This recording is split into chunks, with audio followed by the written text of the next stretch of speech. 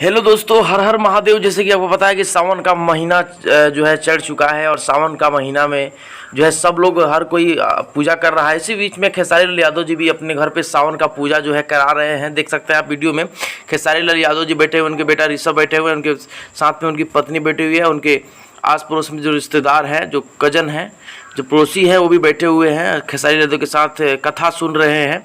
सावन के पावन महीना में बहुत ही शुभ कार्य करा रहे हैं और हर साल खेसारी लाल यादव जी इसी तरीके से जो है सावन की पूजा अपने घर पे कराते हैं और भगवान की पूजा करते हैं, बाबा शिव की शिवदानी की पूजा करते रहते हैं। जी हाँ दोस्तों, अगर वीडियो पहली बार देख रहे हैं, चैनल को सब्सक्राइब नहीं किया तो सब्सक्राइब कर लीजिए, बेल आइकन दबा लीजिएगा तो नोटिफिकेशन आपको सबसे पहले मिल जाएगा खेसारी से जुड़ी खबरों का।